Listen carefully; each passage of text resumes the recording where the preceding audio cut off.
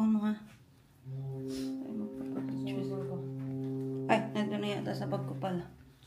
Pinaano ko, baka may maiwan na phone.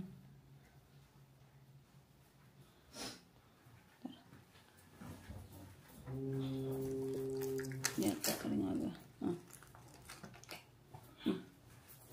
Good morning, guys!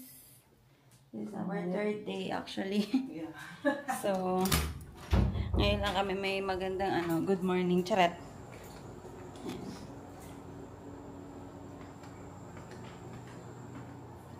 So, punta na kami sa breakfast. Nandun na sila actually. So, kami na lang ang inaantay. Papunta na rin naman kami. Na hindi ko alam kung saan.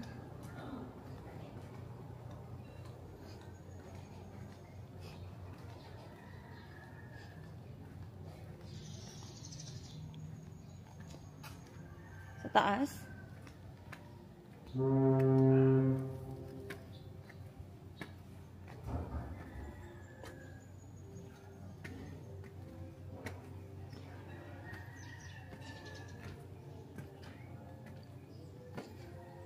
Sa taas nga.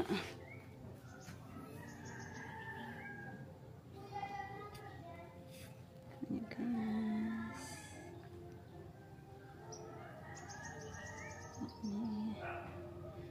Boss, ala ka. Dini.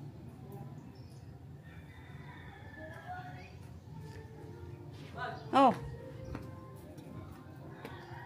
Hindi ko dala. Ha? Ayan. Hindi nila may cellphone.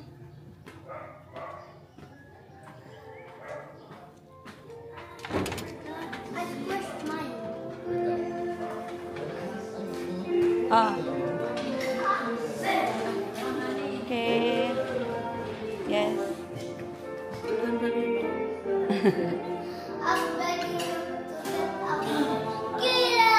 Because we take a bath. Take a bath? Yeah. Hindi pa tayo Hindi. Why it's so many? Uy, baka hindi natin. This is so yummy! Ha? Kanina po yun? Mali mo meron. May ibang guest. Yes. Kala nila, tanta rin tayo. Oo nga. Ba't ikuhanin natin? Makakalap nila, tanta rin tayo. Itanong natin kung hindi kainin natin. Di ba yaran ng hindi? Oh no, it's against the light, guys. Ano yan? Swimsuit talaga? Swimsuit talaga? Ako hindi mo na nag-napkin ako eh. Ha? Nag-napkin ako. Ako din eh. Ha? Dapat eh din eh. Ano kasi. Hindi na ako magaganto. Ita-timelapse ko na lang. Boss. Ako din ah. Isa lang naman. Ano ba yan? Yan, isa lang.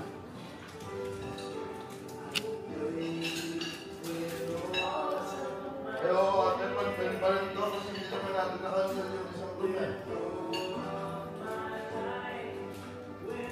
Then count na. Hindi ba rin?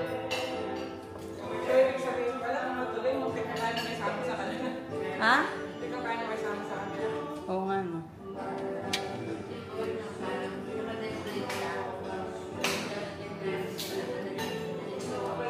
Ano ba sila sa right sa?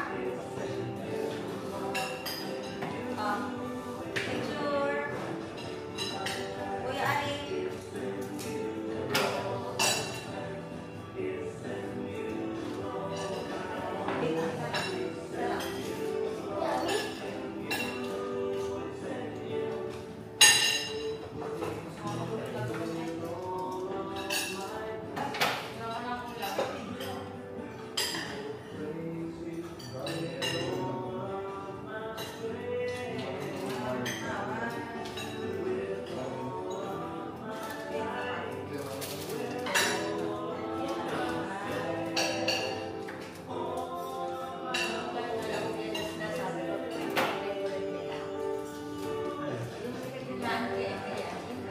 Na-timelapse ko na lang.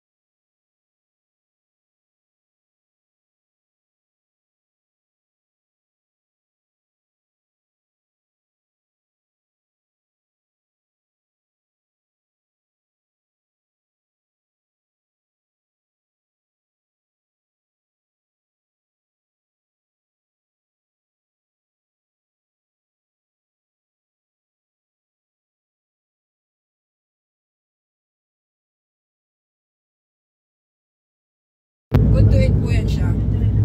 Only an advice, Madam Sir, maybe you will try the tamilok later. Some of our visitors po, tourists, they cut it into a bite size. It's easy to eat po, to swallow. But for me, Madam Sir, much better if you're going to eat the tamilok, how long it is, Madam Sir. For example, like this long, sir. Yan po. No need to cut it off, sir. Just sip it like a spaghetti. At least, Madam Sir, at least po, di ba? Authentic. If you don't like the taste, you can still pull it out from your mouth. Yan po. Okay po. Okay. Well, let's see po what will be our situation later, Madam Sir, ha? If there's a long line, sometimes po what we are doing, we having our lunch early just to maximize our time. But if still early po for our lunch, if you will be interested, Madam Sir, as I said, there's some extra activities you can do in the area. But Madam Sir, those activities are out of the package po, from your own payment on your own pocket. Let's say po, instead or while waiting, you can do one of those activities. But again, Madam Sir, that is an optional only. It's up to you if you want. We are just giving you an option. At least, Madam Sir, ha, I give you an option po. Watch the video first, Madam Sir. This is one of those. A zip line po. 800 meters long, Madam Sir, ha? So almost 1 kilometer long zip line. From the top of the mountain down to island, Madam Sir. Look at the view po. Crossing the Sabang area. There's a, ano sir, Madam, there's a landing area po, and then just cross the shallow river, and then there's a car. You don't need to walk like a kilometers po. I want to experience. How much is that? Wait, Madam. Excited. The good about the speed, by the way, Madam Sir, it is not too fast po like scrambling your stomach or what. It's just enough lang po to enjoy the ride while taking pictures, videos. Sino po? Kami po isama-sama naman. Kayo po kayo, tapos kayo po ma'am. Ari po. Ate yan, pwede? Sino mo kasama? Ari po, si Kayo po mama. ma'am. Dalawa na po kayo. Pauli kayo man ito. Oh, salit daw. Ang maliit daw mamaya. Wait lang. Si malaki yung... Kayo po magkatabi. Hindi kayo po ma'am susunod. Okay na. Kayo, sino katabi? Are. Kaming dalawa. So, yung bata ba siyang kasama? At kaming dalawa ng kapatid ko. Para yung batang katabi niyo ma'am. Sure. Ay, bata ko. Wait, let's come here. Let's come here. Oo na kayo, dalawa. Ikaw na yung bata. Ah, sige. Stop ka. Tara, good balance. Unahan yung magagaang. Oo. Unahan yung magagaang. Okay ka mami. Kaya na kayo. Wala pa. Dito lang kayo boy. Dito lang. Sit ka dyan, sit. Kaya po ma'am. Dito raw sa ngayon. Yaman na ba? Sigama mo na sa harapan. Ari, you want to side beside si Michelle? Sabi kayo dito ni Tita. O, dyan ka na. Ha? Okay ka na dyan? Are you okay there? Palit po kayo. Palit daw Kasi siya. maliit yung... Okay? Mabusa ka na yung tripod na rin. Ipapalay ko kasi ito sa inyo. Mag-camera ka muna. Okay na. Hindi ba ulit na. Okay, meron po tayong official photographer. Ayun na. Oy, umayos kayo. Kukuhanin natin yan. Ari, mamating-iting ka na. Kukuhanin natin yung picture. Christopher.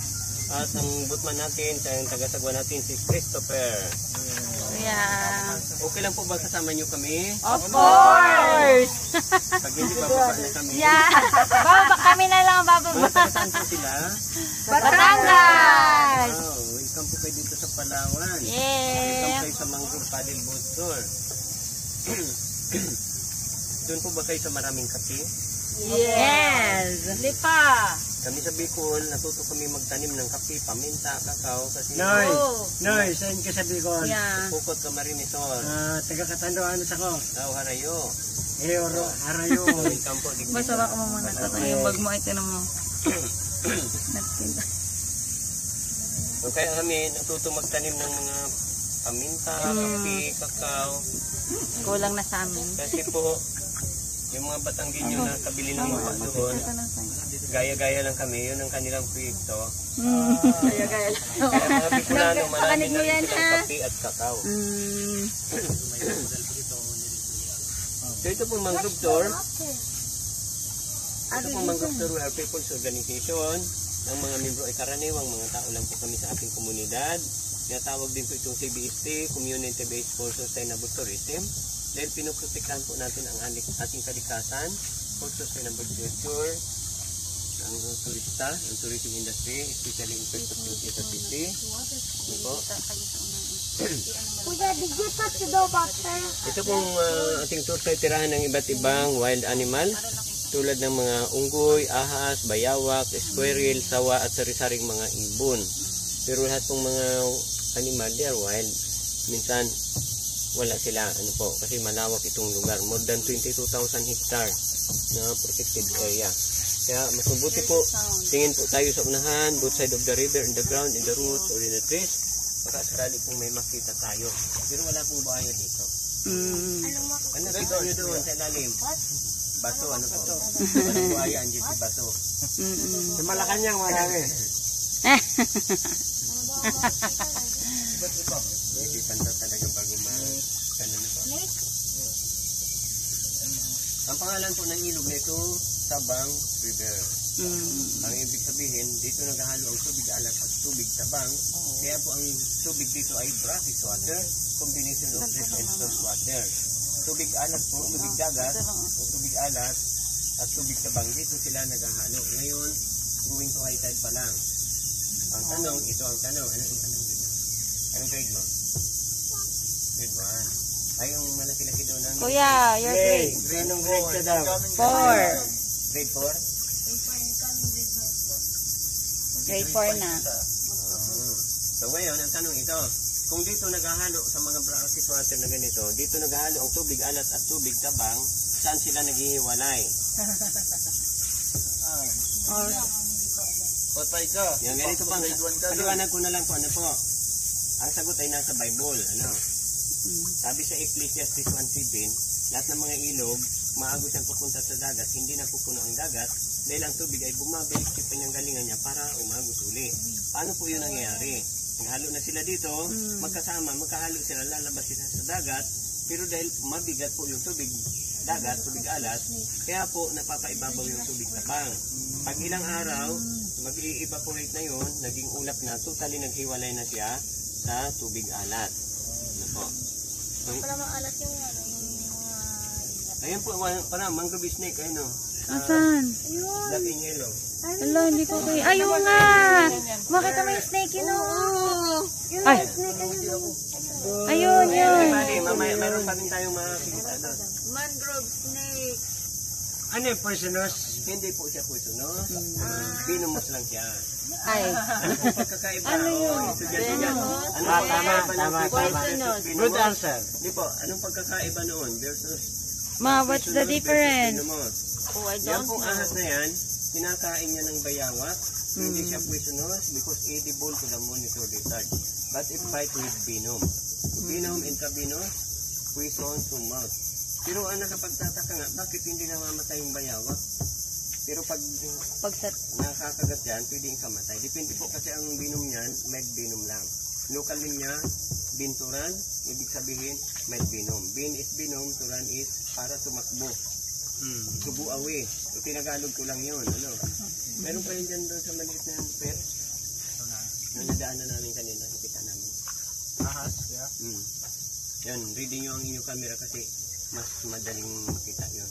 Hindi ako malaki. Talata mo na gamit ko meron ang baba. Creation compatible to the people. When the people active is not sleep only, nocturnal po. Sa gabi, wala nang tao dito, active naman siya, isisidya ka kumakain siya ng isda. Ituloy natin yung brackish water, ano? Water cycle. Tawag natin ngayon, water cycle. Naging ulap na yung tubig. Pero, abante tayo. Ayun, nakita ko na dito. Saan? Ay, oo nga. Ayun, ayun. Ayun. Yeah, I saw it. Nasaan? Ayun, yun o. Yun. Huwag po kayo matakot, hindi yan tatalon. Huwag matakot, hindi yan tatalon. Wala siyang pantalon. Okay lang po kami patawa kunti. Okay lang. Para ano. Boy, okay lang may patawa kunti. Video kasi yung ginagawa ko, hindi time Huwag lapse. niyo pong isaw sa kamay niyo sa tubig. Baka mabasa. Yung kamay niyo sa may cellphone. Ano po, ingatan po ang cellphone. Ano ba yan? Ano yan? Naka-timelapse na ako, malaking kakainin ko kapag ano. Ako na lang time lapse kaya. Kaso gusto mo din dyan. Hindi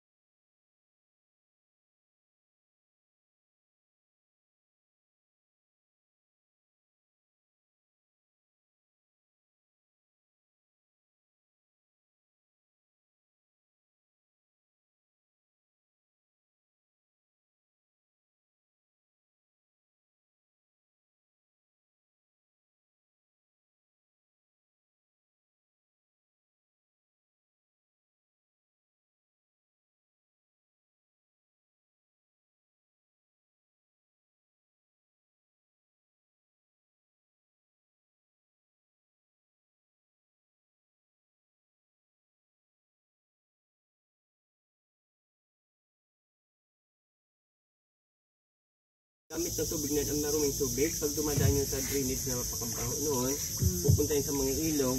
Sa mga ilog naman, dadaan yun sa brackish water na ganito. Nililinis na dyan ang tubig, lahat ng mga libag, mga dumi na iwan na po dyan. Kaya malinaw na tubig yung pupunta sa dagat. Sa dagat naman, siyempre marami pang germs dahil maruming tubig nga. Ihahampas siya ng alon, mixed to the salt. Marami pang germs dahil maruming tubig nga. Ihahampas siya ng alon, mixed to the salt water to kill the germs. Pag nag-evaporate na po yan, tatamaan pa yan ng siglat to purify the water.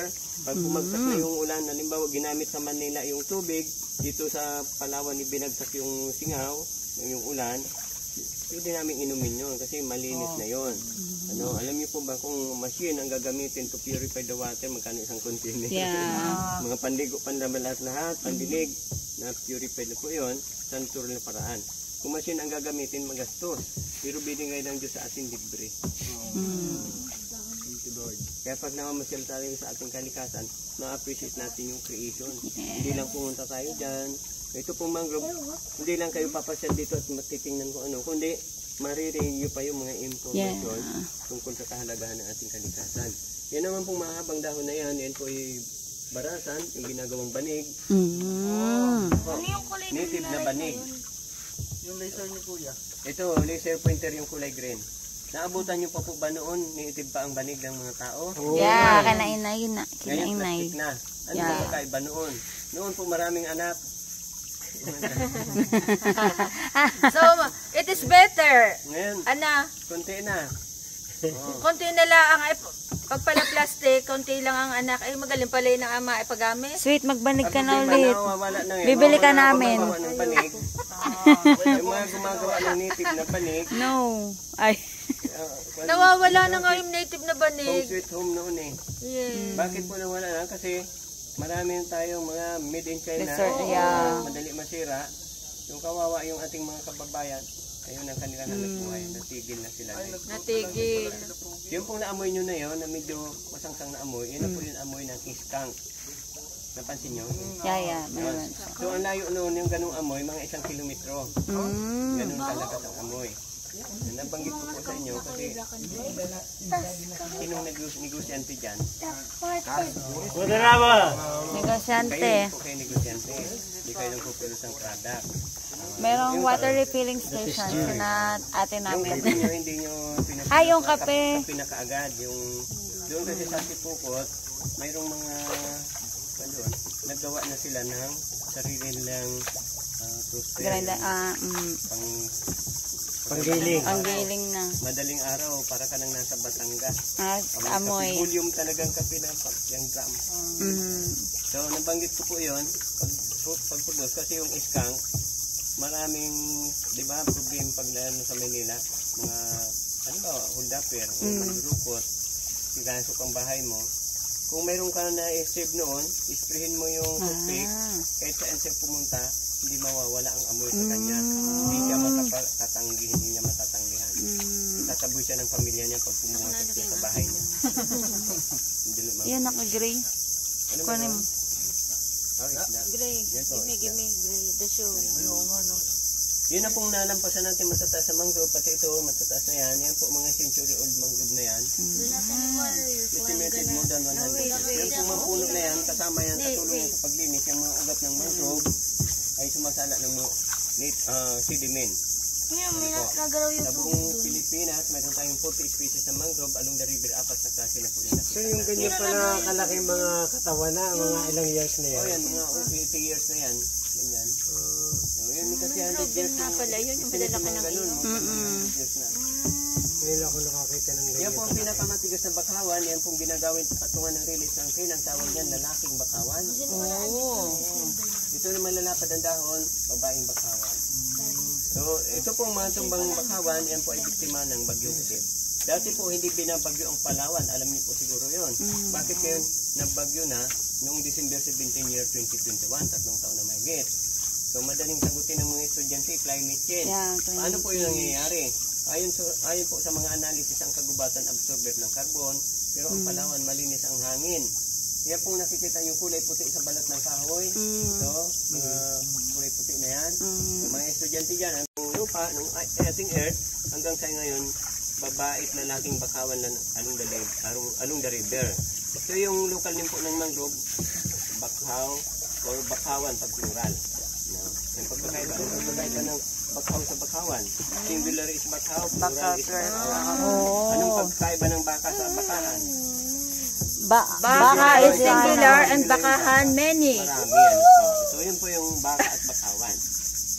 So yung pong ugat ng babae sa laking bakawan, humihinga ng oxygen sa hangin. Sa panahon ng high tide, kulang ang oxygen in the ground, kaya uugat siya ng mataas, doon pa sa katawan.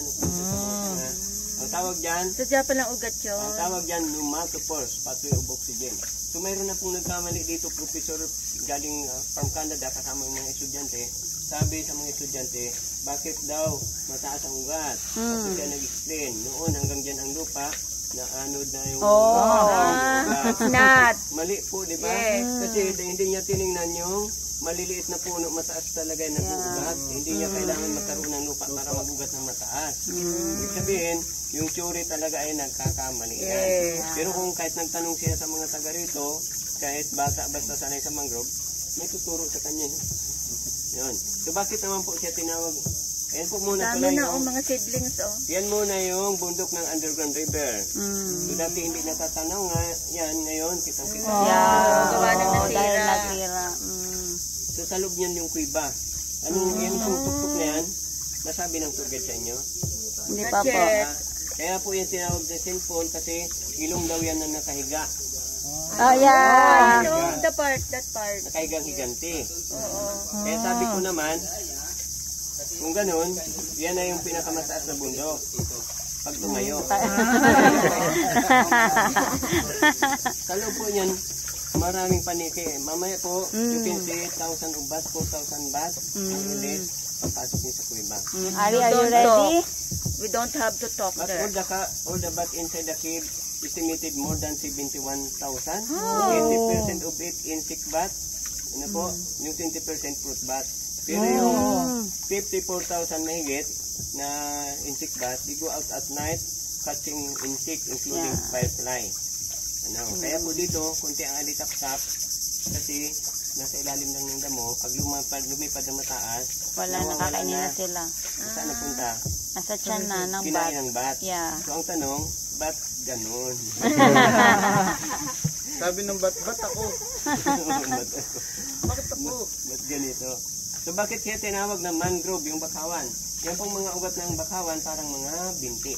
So from Malay dialect, they call it mangrove, na ibig sabihin man, people, grove, forest, mangrove. Kasi puno nga siya, pero parang tao na marami siyang, mayroon siyang binti. Kaya lang, marami siyang binti. Ang yaman niya sa binti. Ang tao, ilan po ang binti? Binti dalawa na, ano po? Tatlo. Binti dalawa na. Hindi pwedeng isa lang yung binti. Kapag binti dalawa na, ibig sabihin, gis lang ang isa. Binti.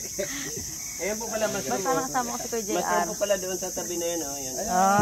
Yan, sa ugat na yun. Mushroom. Yan. Ano po ang kahalagahan ng mga bakawan? Unang mangrove area. Ang mangrove area, tirahan po ng mga alimango. Narinig nyo na ba yung kanta? Pag Bisaya ang kumanta, sabi, alimango Sa dagat, malaki at malima! Kaya pala, Huli di makita.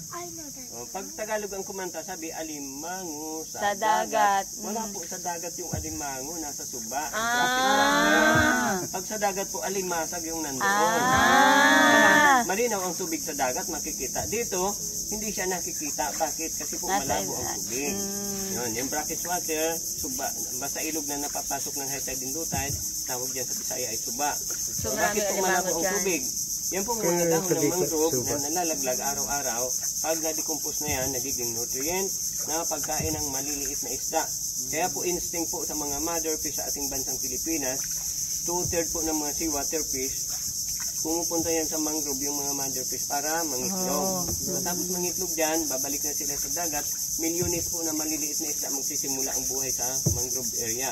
Tatagal sila dito 3 hanggang 4 na buwan. Pag lumaki na po sila, lalabas sila sa dagat. Mayroong hanap buhay yung mga mangingisda, yung mga nagtitinda ng isda. Yung mga tao mayroong pagkain.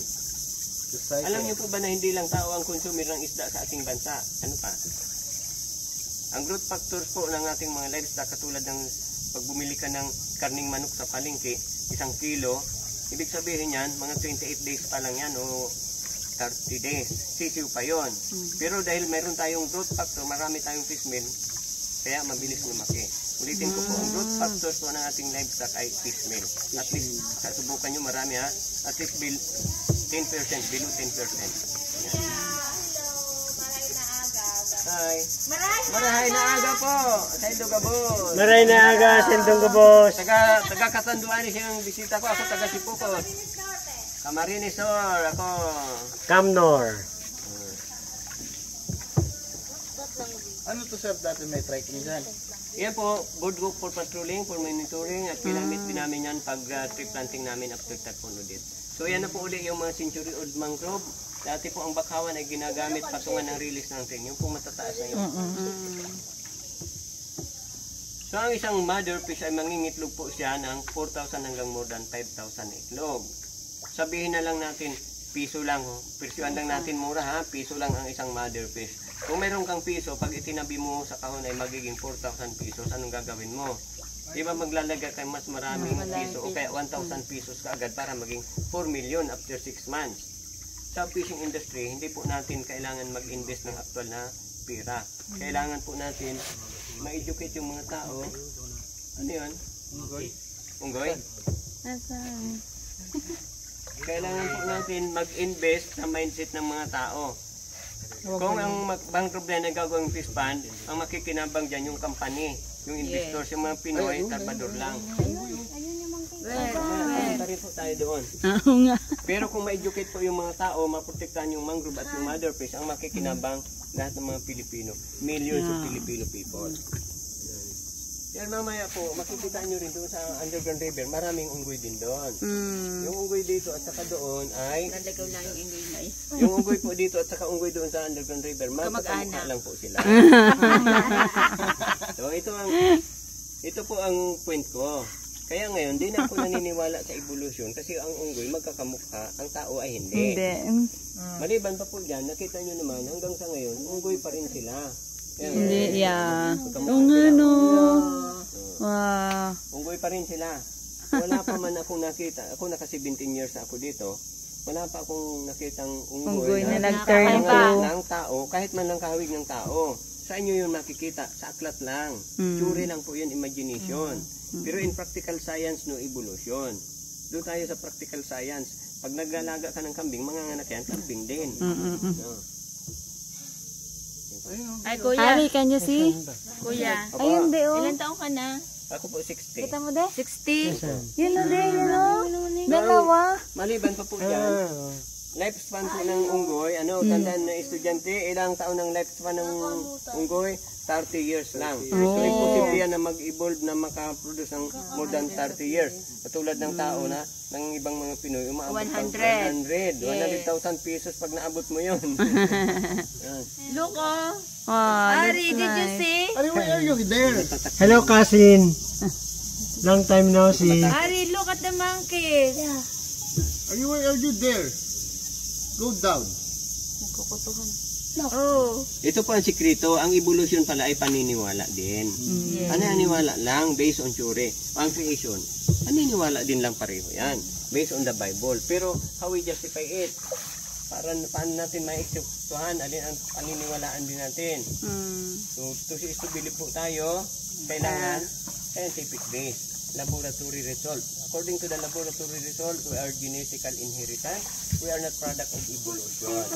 Genetical inheritance, the same to the explanation in the Bible. Creation. Only now, scientific base, hindi lang sabi paniniwala. Religyoso kasi yan kasi kaya paniniwala niya creation. Hindi po. Kailangan scientific base tayo kasi to believe nga eh. Hindi man natin nakita yung paglalang, pero may pagbabatayan tayo na mas Sabi nga kung totoo yung evolution, dapat wala nang unggoy. Kung sabi galing tayo raw tayo sa apes, dapat wala nang unggoy. Oo, kasi nag-evolve na. Bakit ang dami pa? So marami pong mga eksperimento dyan, mga binabasa ko noon, tinuruan sila mag-computer, ang ginawa ng 10, ayun dyan may unggoy dyan, Ate Ed, 10 unggoy yung tinuruan talaga ni ang ganda ng mga talks mo. Ibig sabihin, dito ba sa LGU, may program para to educate people? Kasi ang ganda eh. Meron. Lalo na sa elementary level. Sa mga seminar namin, iba-iba, meron mga nagpa-training sa amin, molecular biologist from UP. May nagpa-training sa amin. How to spread the news. Meron ba kang programang local government dito? So ito po, dinisin yung mangrove tour to educate the people, especially Filipino people. Ituloy po natin, dati po noon, masyushort na ako, Englishin ko na po yung iba. Okay lang Englishin ko. Before, in the Philippines, we have 500,000 hectare of mangrove forest, very abundant of the whole country. But the people is small population, they don't understand the importance of mangrove. So that's why they cut the mangrove to sell for housing material, firewood, charcoal, fencing, furniture, and for the flavor of the rain, PNR. In 1979, 75% of mangrove destroyed already by the people, 380,000 hectare, no more. The remaining 25%, 120,000 hectare. Other provinces, small mangrove forest, no enough supply of fish. In Palawan, they have 48,000 hectare mangrove forest, a lot of fish in Palawan. So people in Palawan, so that's why the government they encourage to study, they discover every month different kind of fish laying to the mangrove in the whole year. Tulad po ng mga banak, mangagat, samaral, danggit, talakitok, lapu-lapo, sa mangrove yan nangingitlog. So that's why in 1981, December 29, 1981, the former President of the Philippines, Ferdinand Marcos Sr., he decided to proclaim the Presidential Proclamation number 2152, proclaim the entire province of Palawan and certain parcels in the country are mangrove swamp reserve. So people in Palawan, they fully protect mangrove in Palawan. So until now, a lot of mangrove, a lot of fish in Palawan. Palawan is a fishing ground of the Philippines. 60% of fish consumed by the people to the national capital region, 60% from Palawan. O bakit in English ko na kasi masushoot na tayo, di ba? Pag English at ikli. No worries. Ang Tagalog long sentence. Mahaba. What is the longest sentence? Longest. plus 20% po ng bangus ng ating national fish na kinukultured sa iba't ibang probinsya sa Luzon, galing Palawan. Saan po galing yung 80%? Imported na po from Indonesia. Nung nagpaliwanag sa amin yung taga Bureau of Customs naman. Iba-ibang tao kasi yung mga resource person sa mga seminar. Bakit wala na, kulang na bang isda sa Palawan? Actually, marami pong similya ng bangus ang Palawan, pero implemented in Palawan, the Republic Act 9147, Wildlife Act, they include for the specification live fish o milky fish. Bawal hulihin yung buhay na similya ng bangus sa Palawan to protect natural fish ng Palawan. Kaya siyempre yung mga trader, maghanap sila ng ibang source, import from Indonesia. At ito pong lahat na coastal barangay ng Palawan ay inobliga na mag-declare sila ng marine protected area. Corals in the sea protected because 2/3 lang po ng mga seawater fish ang mangingitlog sa mga. 1/3 they will grow into the marine protected area. Siyempre, pananagutan niya ng mga tao sa komunidad, lalo na ng local government. So binigyan niya ng bangka, makina at saka ng fuel ng gasolina for regular patrolling to the marine protected area. Kaya nga po tawag namin marine sanctuary. Kasi ano ang abbreviation ng marine protected area? Tatlong isa. Ano? Tuloy mo. MPA. Oo, di ba? Pag nagkamali MPA. kayo pag sa Batangas, binigyan ng Maganda na, tas MPA. Oo. Sabi niya, MPA. doon kaya pala. At ganun nga po, nung bago pa lang ako sa Palawan. Nung after mga 20 years na nandito na ako, 2015, na-imbitahan ako mag-seminar. Yung pala, marine protected area pala yun. Yung ibig sabihin. At marami pong nagkakamali sa patapos ang seminar, di ba, mag-grouping, presentation. Maraming nagkakamali sa pag-pronounce yan. Ngayon naman po, okay lang po ba? Kantahan ko naman kayo, mangrove song. Okay. So, mayroon tayong netbis sa taas pag di nyo magustuhan ng kanta. Sa barangay Kabayugan, ating masilayan. Naiibang bakawan, tayo ay mamangkat. Patung bakawan at kasama natin kaibigan at mahal. Bakaway paramihin, tayo ay magtanim sa itlog ang isda, una ng pagkain. Huwag itong putulin, bagkus ay mahalin, isang sanimang ay dito nang galing. Tamilok na masarap, Oy! ipon na mailap, sana bang malasa, at lukan na biak, ating pagyamanin, yamang dagat natin, tulong sa mahirap, sa Bakawan galing. Maraming salamat kaibigan, kayo ay laging welcome sa Bakawan. Susunod na taon, babalik naman, kami ay laging naghihintay. Salamat po! Thank you po! Dito po sa aming lugar, dalawang klaseng puno lang ang mayroong pag-aaral for future medicine. Grupo ng mga preparatory medicine biologists, nag-aaral sila dito noong pang year 2019. Dalawang klaseng puno lang. Nakita niyo po, napakarami nating sari-saring mga puno at mga halaman, walang pag-aaral. So, kailangan po natin yan na protektahan to preserve the opportunity to learn for the next generation, protecting our nature. Maraming salamat.